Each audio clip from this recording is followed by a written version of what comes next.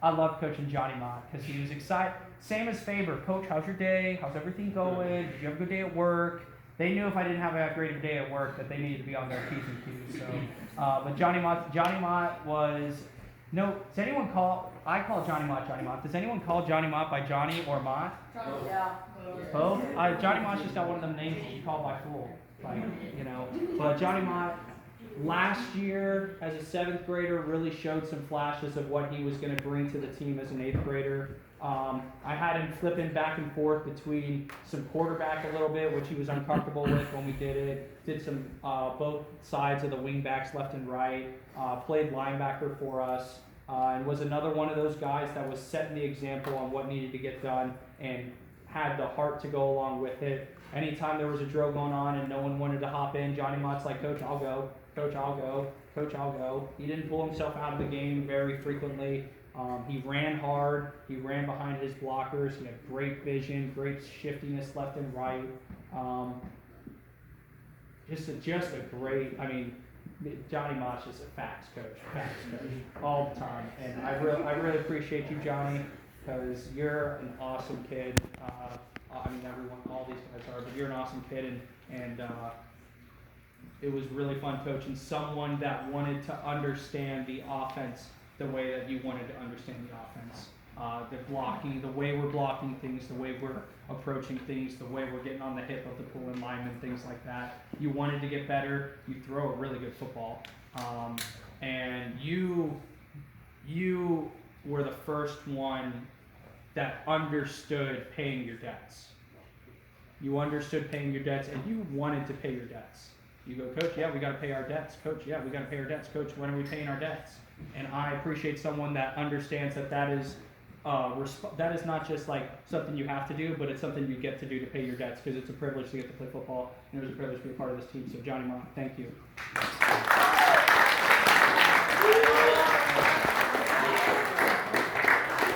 Facts, Mott. Facts.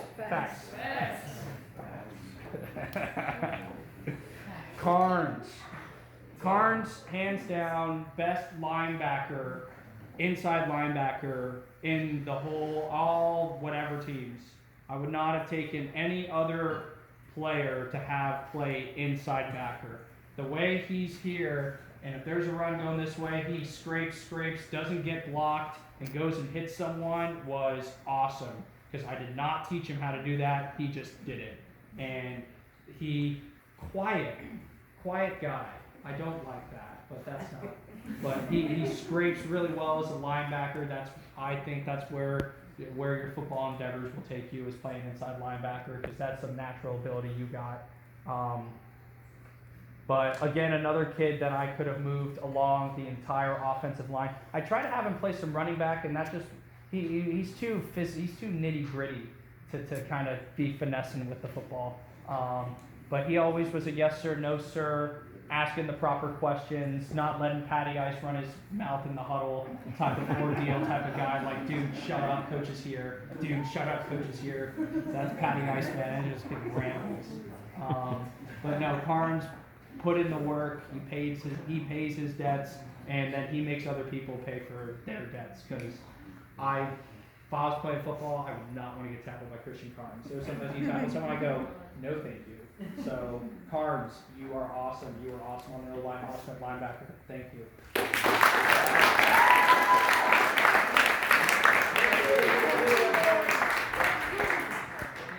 You're welcome. There you go. That's all you do. Kirby, dude, where you at? You had some great kicks this year. We had one game without you, and I was like, what are we doing at the kicker? It was such a blessing to have the soccer kid come on in, learn the game of football, because football and football are two completely different sports. Yeah. You came in always with a good attitude, always wanting to learn. I would yell at you, and you wouldn't get like boo-hoo, like poor me. You would go, oh yes, coach, I want to get better, I want to get better, I want to get better.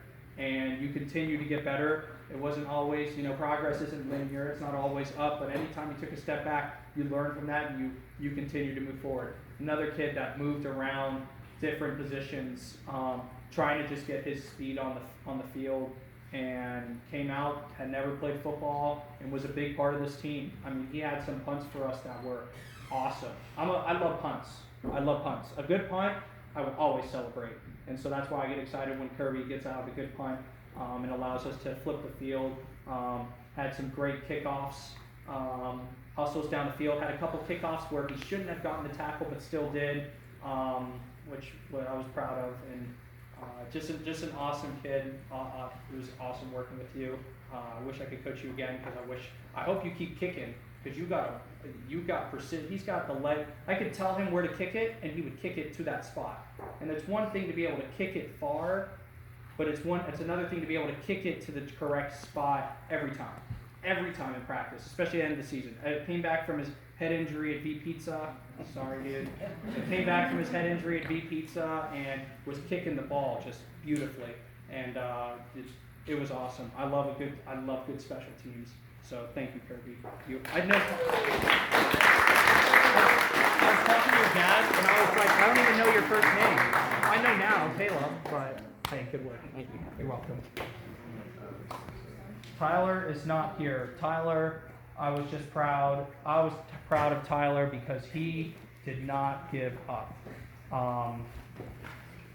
Because first day he was out there, we ran in practice pretty hard. I didn't go easy on y'all with the running, and I didn't know if he was going to show up the next day, and he just continued to show up, and that was an example of Tyler wanting to be better.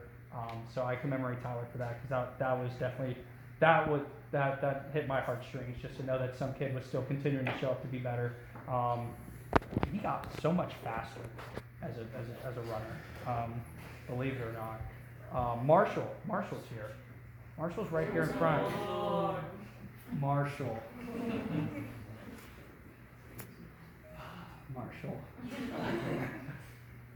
Marshall, I challenged Marshall. I challenged him in Churchill, actually. I said, I used to put him up in drills, and they weren't always giving me the most heart. And I challenged them. I go, one of you guys has got to start winning these drills. I go, one of you guys has got to push each other, and someone's got to be the winner, and someone's got to be the loser. And he took it upon himself to be like, all right, coach is asking me to get this done. I'm going to get this done. And that's exactly what he did. He got better as the year went on.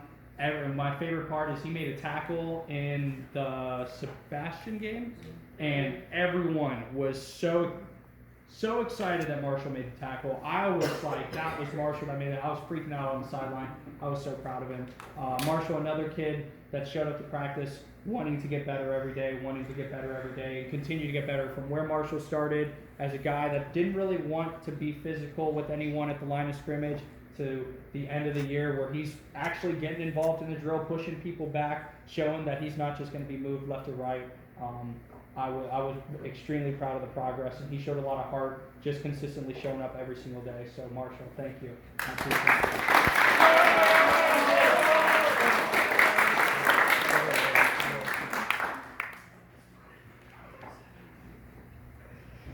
it. Wyand. So many days where I would say why, and why. No, but Christian, he had to get to the point where he wanted it for himself, and he needed to be able to believe in himself that he could be and is a good football player. Because there's one thing to be good at something, there's one thing to have like a natural ability at something, but it's another thing to want it, and then to acknowledge that you actually are good at it and you're actually going to go do it. There'd be times where I put Christian on one-on-one versus someone, he'd just whoop their butt. I go, well, there we go. And there'd be times where it'd be like, come on, dude, like, believe in yourself. And by the end of the season, he was starting to believe in himself. And he battled through some growing pains, literally battled through some growing pains, and me and him worked together, and I challenged him to make sure he kept stretching to keep those under wraps. But he worked hard. He towards the end, he wasn't taking time off. He was making sure he was getting his blocks. He was getting his head